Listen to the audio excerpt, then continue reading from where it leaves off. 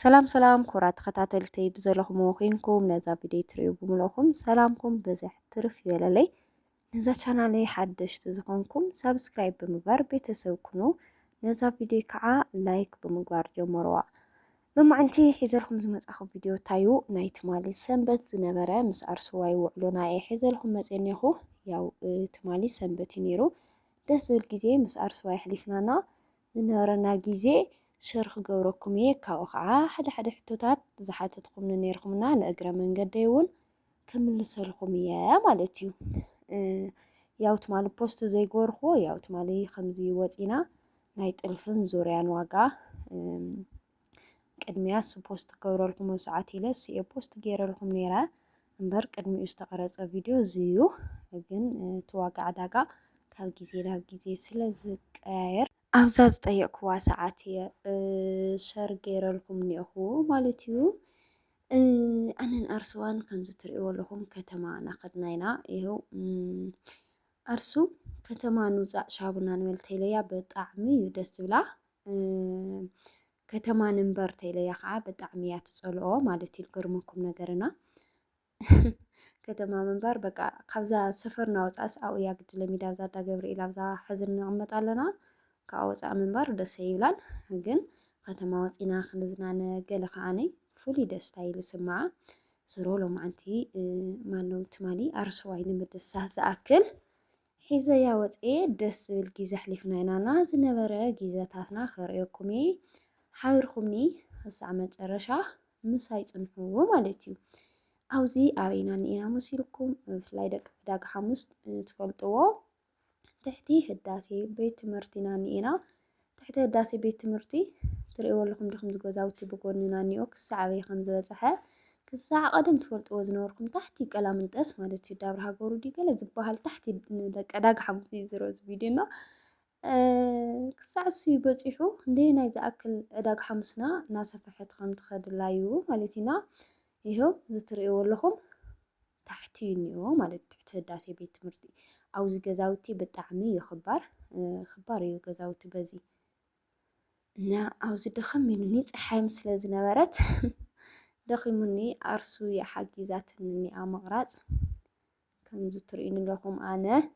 መዓንጣ የሒዘኒ እኒአኹ ባጃጅ ከዓ ይርከባን ና 20 ደቂቃ ና 25 ደቂቃ እያ በእግርና ክንጓዓዝ ናሃለና ደው ነጉያን ቀረባ እያ ግን ፀሓይ ስለ ዝነበረ ድኽም ኢሉናዩ ነይሩ ንለኩም ካባይ ኣርስዋ እያ ሒሻ። ይኸው እቲ ገዛውቲ ከዓ ነዚታት ይመስል ግን ፀበብቲ ትሕቲ ህዳሴ ቤት ትምህርቲ ዘሎ ገዛውቲ እሲ ክትሪኦ ናሃለካ እቲ ካንሸሎ ኣብቲ ካንሸሎ ውሽጢ ዝስራሕ ገዛውቲ 4 ምናምን እየን ብደገ ክትሪኦስ ፀበብቲ እዩ ዝመስልዋ። ይኸው እዚ ኩሉ እዚታት ትሕቲ ህዳሴ ቤት ትምህርቲ እዩ ይብለኩም። ያው ኣሰራርሕኡ ዝንጥ ዝበለ እዩ ግን ከዓነይ ፀበብቲ እዩ ይብለኩም። ይኸው ኣብዚታት እኒኦ ቀደም እዚ ኣነ ሜዳ የገዲፎዩ ነይረ ምንም ነገር ኣይነበረን ትሕቲ ህዳሴ ቤት ትምህርቲስ ምንም ነገር ኣይነበረን። ሎሚ ግን ከምዚ ትሪእዎ ኣለኹም ታሕቲ እዩ በፂሑ እኒኦ እና በዚ ኣጋጣሚ ናይ ብልኮት ዋጋ ናይ ሲሚንቶ ዋጋ ጠየቕና ኢልኩም ነይርኩምና ናይ ትማሊ ዝነበረ ብልኮት ኣጋጣሚ እናሓለፍና በዚ ከባቢ ብልኮት ሽወጥ ነይሩ ሲ ጠየቕናዩ ነርና 47 ሓንቲ ብልኮት ኢሉና 47 ኢሉና ካብኡ ከዓ ናይ ሓመድ ዋጋ እውን ጠየቕና ዝበልኩም ነይርኩም ዝገርመኩም ነገር ሓመድ ዘይተፀበኽዎ ዋጋ እዩ። እቲ ሓመድ ይፈላለዩ ኩሉ ነገር ሲ ኣፈላላይ ኣለዎ ደረጃ ኣለዎ እዩ ዝሮ ግን ንገዛ መምልኢ ዝኸውን ሓመድ ከከም ቦትኡ ይፈላለ ድዩ ከከም ርሕቐቱ ሕዚ ካብ ቀረባ ተኮይኑ ናይ ትራንስፖርት ይቕንስ እዩ ካብ ርሑቕ ተኮይኑ እውን ከምኡና ሕዚ ሓደ ሽፈር ደው ኢልና ከም ዝጠየቕናዮ ሓመድ ዘምፅእ ማለት እዩ ወፃ ካብ ዓዲግራት ሕዚ ዓዲግራት እዩ ዘሎ ካብ ዓዲግራት ንዕዳጋ ሓሙስ ብ15,000 ይብል ነይሩ ማለት ኢና 15,000ን ልዕሊኡን እዩ ናይ ሓመድ ዋጋ ካብ ዓዲግራት ንዕዳጋ ሓሙስ ምናልባት ከከም ከባቢኡ ይፈላለ ክኸውን ይኽእል እዩ። ሓንቲ ሓፍተይ ከዓ እንታይ እያ ትብል ነይራ ናይ ሽንቲ ቤት እምኒ ሲ 26,000 ኢሎምኒ ሸዊዶምኒ ማለት ድዩ ትብል ነይርክና ምናልባት ከከም ቦትኡ ይፈላለዩ እዞም ኣሕዋተይ ኣነ ሕዚ ብከምኡ ስለ ዝገዛእኽዎ ምናልባት ኣብ ኩሉ ከምኡ እዩ ማለት ኣይኮነይ በርግጥ ምጥላል ምጥያቅ ንብዙሓት ሰባት ምጥያቅ ፅቡቅ እዩ ካብ ሓደ ኣሚንካ ምግዛእ ብጣዕሚ ከቢድ ከም ዝዕዘቦ ኣለኹ ናይ ሓደ ሰባት ኣሚንካ ወይ መሓዝተይ ትብሎም ወይ ኣዕርክተይ ትብሎም ወይ ቤተሰብ ትብሎም ሓደ ሰብ ኣሚንካ ምግዛእ ፅቡቅ ኣይኮነይ ብዙሓት ሰባት ምጥያቅ ፅቡቅ እዩ ግን 26,000 ከዓ ክበፅሕ ይኽእል እዩ ናተይ ሕዚ ቀረባ ስለ ዝነበረ ናይ መኪና ቅንስ ኣቢለይ ነይሩ እምበር ርሕቕ ዝበለ ወይ ከዓ ቅድሚ ሕዚ ሒዘዮ ነበርኩ እምኒ ንሽንቲ ቤት ኢለ ዝሓዝኮ እምኒ ርሕቕ ዝበለ ስለ ዝነበረ 8,000 9,000 ኢሎምኒ ነይሮም ማለት እዩ ናዞም ኣሓተይ ከምኡ እዩ ከከም ቦትኡ ከከም ርሕቐቱም ይፈላለዩ ኣውዚ ከምዚ ነበልና ኣውዝ በፂሕና ኢልኩም ኔና እዚ መእተዊ ሃይ ስኩል እዩ ብሃይ ስኩል ላዕሊ ኢና ንወፅእ ኣለና ኩሉ ግዜ ዳርጋ መንገድና በዚኣ እያ በዚኣ ጌርና ናበየ ክወስደኩም ምሳይ ፅንሑ ላይክ ሸር ሳብስክራይብ ምግባር ከዓ ኣይትረስዑ ኣብዚ ኣርስዋይ ፀጉራ እናስራሕክዋ እየ ብጀል እየ ዘስራሕ ኣለኹ ፀጉራ ንእሽተይ ንቅድሚት ገዲፍና ብጀል እዩ ዝስራሕ ኣለዎ ማለት እዩ መጨረሽኡ ከርእየኩም እየ ነዚኣ ክንደይ ወዲኣ ንትብል እናገረኩም እየ ማለት እዩ ኣርስዋይ ፀጉራ ክስራሕ ናሃሌት ብጣዕሚ ዝድብራ ብፍላይ ከዓ ካስክ ክትኣቲ ናሃሌት ዳርጋ በኽያት እዩ ዝቐርያዋ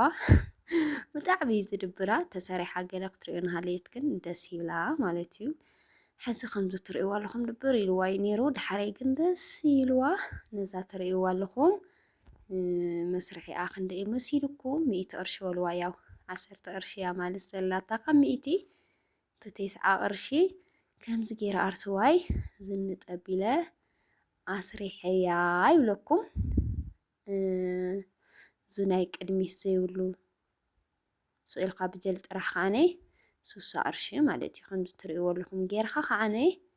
9 ቅርሺ ይብለኩም እና ከምዚታት ይመስል ካብኡ ዝተረፈ ውዕልና እውን ከርእየኩም እየ ካብኡ ወፂና ናብዚ ኣቲና ኔና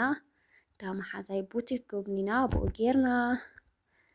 ኣርስዋይ ብዝኣዘዘትን መሰረት ናብዚ ኣቲና ኔና ምስ ኬክ ዘለዋ ፍቅሪ ኣርስዋይ ይፍለዩ ይሄው ካብዚ ዓይና ዘይርዋ ይኒኦ መኒኡ ክመርፅ እያ ትብላ ክልተ ዓይነት እያ መሪፃ ማለት እዩ ኣብ መጨረሽኡ እምበር መጀመርታ ዓይና እዩ ዘይርዋ ነይሩ ከምዚ ትርእይዎ ኣለኹም ከምዚ ቅልል ዝበለ ስራሕ ኣብ ዓድና ከዓ ደስ በሃሊ ትርፋማ እዩ ተባሂሉ ከምዚ ዓይነት ስራሕ እውን ምውፃእ ንትደልዩ ብዓድና ይስራሕ እዩ ማለት እዩ ይኸው ክልተ ነገር መሪፃ እኒኣ ኣርስዋይ ትስከፍ ነይራሲ ኣብ ከምዚ ግን ኣይትስከፍን በቃ ዝደለየቶ ነገር እዚኣ ግፅለይ ከምኡ ትክናሃለይ ከዓ ብጣዕሚ ደስ ዝብለንዋ ቆልዓስ ካብ ስክፍ ኢሉ ስቕ ክብል ዝደለዮ ነገር ኩሉ ክዛረብ ደስ ይብለካ ዝሮ ኣርስዋይ ከምዚ ትርእይዎ ኣለኹም ነዚታት መሪፃ ማለት እዩ ኣነ ከዓ ሶፍት ኬክ ብጣዕሚ ደስ ስለ ዝብለኒ ሶፍት ኬክ ኣዚዘ በሊዐ ይብለኩም ዶናት እዛ ብፃዕዳ እኒኣ ዶናትና እዙ ሓደ እያ መሪፃ ዶናት ከዓ ኣብ ዓድና 50 ቅርሺ እዛ ሶፍት ኬክ ትርእይዋ ኣለኹም ከዓ 80 ቅርሺ ሽወጥ ኣብ ዓድና ይብለኩም ብዝኾነ ናይ ሎማዓንቲ ናይ ትማሊ ናይ ሎማዓንቲ ናበልኩ ኮሎሚድን በቃ ናይ ትማሊ ዝነበረ ውዕለና ከምዚ ናበልና ኢና ውዒና ይኸው ኣርሰዋይ ከምዚ ትርእይዋ ኣለኹም ዘናይ ባዕላ ሒዛ ኮፍ ኢላ ብጣዕሚ ደስ ይብልዋ እኒኦ ኣነ ኬክ ብጣዕሚ ዝፈቱ ከምዚ ስኳራማ ነገርዋ ኣርስዋይ እውን ያው ዝሮ ቆልዓ ማንኛውም ቆልዓስ ከምዚ ሽኮር ነገር ኬክ ኣይስክሪም ነገር ብጣዕሚ ዝፈቱ ይኸው ኣብዚ ብልዕና ጀሚርና ኒኢና ተኸልሰንላ ኣነ እዛ ናይ ባዕለይ ሶፍት ኬክ ኣዚዘ ነይረሲ ዝሓሰ ኮለሰት ነይረ ኣለኹስ ጥዒማትኒ ድሓር ደኣ ብሓንሳብ በሊዕናያ እና ነዚታት እዩ ዝመስል ዞም ሓተይ ናይ ሎማዓንቲ ዝነበረ ቪድዮና ነዚ ይመስል እስኪ ዝተረፈ ታልዩ ከርእየኩም እየ ያው ዋ ግንሲ ማለት እዩ ትማሊ ሰንበት ከተማ መርአይ የብሉን ክንደይ ቆነጃጅት ኣዋልድ ዝንጥ ኢለን ተቆናኒነን ክዳውንተን ቀይረን ደቂ ተባዕትዮ ከዓ ሱፎም ገይሮም መብሩቕ ገይሮም ምናምን እዛ ሰንበትስ ኣድምቕ ኣቢሎም ዋዮም ውዒሎም ከተማ ማለት እዩ። ደስ ዝብል ጊዜ እዩ ነይሩ። በቃ ስኡኻት ሰብ ክትሪኦ ምናምን እሲ ምልእ ኢሉ በቃ ወዮ ጥሪ ግዲ ኮይኑስ መዓት መርዓታት እዩ ነይሩ።